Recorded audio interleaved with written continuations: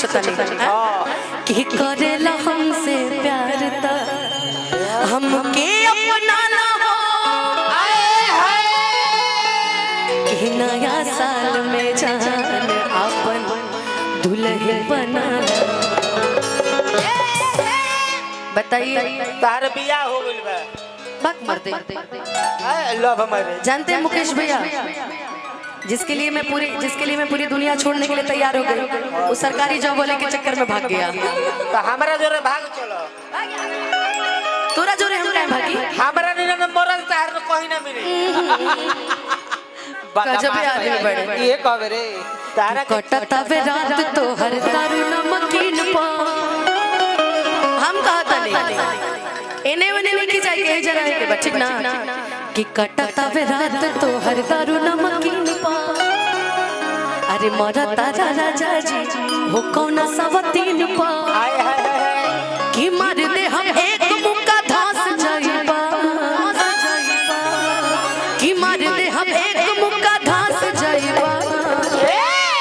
कि दूसरा से राजा जी फांस जाइबा मैं हरि के प्यार तरस जाइबा मैं हरि के प्यार तरस जाइबा दूसरा से राजा जी फांस जाइबा मैं हरि के प्यार तरस जाइबा मैं हरि के प्यार कटता वे रात तो हर दारू नमकीन पा मारा तारा राजा जी हो कब न सवतीन पा मार दे हम एक मुक्का धास जाइबा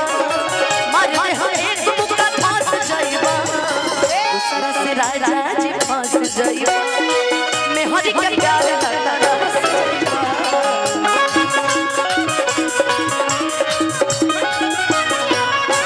बोलू भाई दूसरा से राजा जी फांस जाइबा मैं हरि के प्यार करता रस जाइबा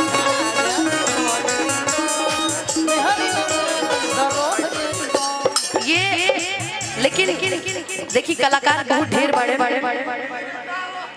देखिए कलाकार बहुत ज्यादा बड़े ना हमरा भी अब खाली 5 मिनट के टाइम बा तो हमारा जो नया गाना आइल बा उ सुना देता नहीं वो सैड सॉन्ग सुना दे ओकरा बाद आगा के कलाकार है निशान जी बैठल बने हेलो निशान जी खातिर भाई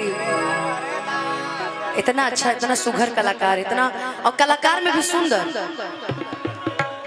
वो हेलो देखिए सुंदरता से कुछ ना होला आदमी के पहचान ओकरा दिल से होला सही बात अरे वो दिल से भी सुंदर बने सही बात कि करेला सच्चा प्यार त हमके अपना ला हो नया साल में जान अपन दुल्हन बना ला हो करेला सच्चा प्यार त हमके अपना ला हो नया साल में जान अपन दुल्हन बना ला हो हनीमून के अभी जाके टिकट कटाना हो नया साल में जान अपन दुल्हन बनाना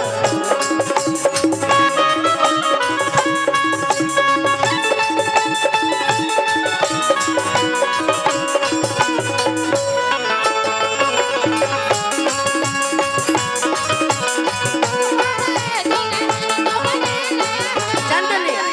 भैया से जब चलत रहे भैया से पहला भेंट भइल रहे हमने के गाना गेले रही हमर चंदन मिलके अरे बघवा बिरदरी कहल जाला यही राना के बघवा बिरदरी कहल जाला यही राना के भाई हमर है यदुवंशी घराना से जतिए बरंद हम मालूम बाजमना के लाभर हमर है यदुवंशी घराना के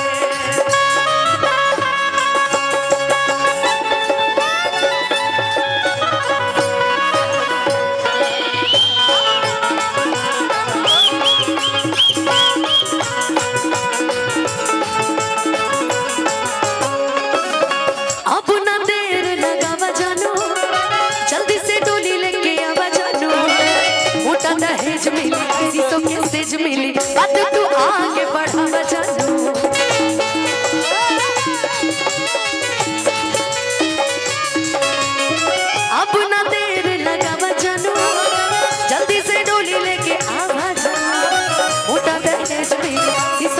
स्टेज में बतिया तू आगे बढ़ा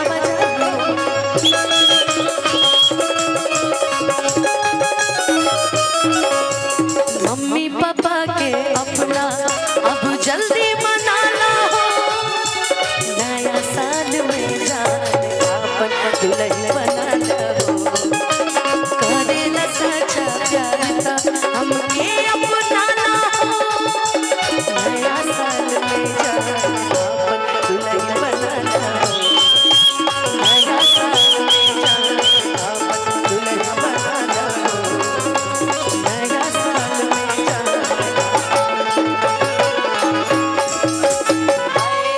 चली आखिरी में जा कैसे कलाकार ढेर बड़ा देर से हमरा के सुन के बर्दाश्त कर रहलो बेचारा सब सही बात बा। एगो दुगो गा दी अच्छा गाते थे नहीं अब मराठी में गाएंगे ये आदमी ना हाँ ये मुकेश भैया मुझे हर वक्त मोटिवेट ही करते रहते गाओ भैया वो कहलाकार बड़े वहाँ लोगों को सुने के बाद मराठी में न रहुआ तेलुगु में गाए। मैं बताऊं देखिए ये YouTube चैनल वाले हैं कहते हैं ना कि भैया कुछ नया नया गीत प्रयोग होगा तो हम लोग का डीजल का पैसा निकल जाता है। तो मैं सभी कलाकार से कहता हूँ आप तो मेरे परिवार के सदस्य हैं तो दो गा दिए ना तो हैप्पी न्यू ईयर टाइप करके शब्द कुछ प्रयोग कर दीजिए। एक और गा दीजिए इन लोग के लिए पॉजिटिव सेंस में चला जाएगा। सैड सॉन्ग ये भी पॉजिटिव में ही था ये पॉजिटिव में ही था। मंच को थोड़ा सा जितने लोग खड़े हैं सभी अतिथि सम्मानित हैं आप सम्मान पूर्वक अपने कुर्सी पर बैठ जाइए। मंच पर रहने से आपका गरिमा और उच्च है लेकिन कुर्सी पर बैठ जाएंगे तो उससे ज्यादा उच्च हो जाएगा। हाँ जी डाउनसर बाउंसर लाउंसर मंच पर से नीचे उतर जे सतीश भैया के भाई मानेला अनिश भैया के भाई मानेला तो कहे मत पड़े अपना अनुसार हुआ व्यवस्थित होकर के कुर्सी पर बैठ जाए। सामने कितना गार्जियन लोग बैठल बा हम बार बार अनाउंसमेंट से कम तो अच्छा नहीं के लागत ऐसे हम चाहम कि अनुपमा बाबू सेट सॉन्ग गावो तर जौन मन में दिल में गीत बा उ गावो जा फ्रीडम एगो मोटरसाइकिल आई रहे फ्रीडम है आप गाइए जो आपके दिल में अरमान में है वो गीत को गाइए। सैड सॉन्ग आपका किसी ने दिल तोड़ दिया है क्या ये दिल के टूटे इंसान तो दिल के टूटे इंसान को दवा के रूप में आप गाना प्रयोग कर दीजिए कि वो जख्म उनका भर जाए। मुकेश भैया रूमा चा जसपाल मुकेश भैया अनुपमा जी साउंड साउंड साउंड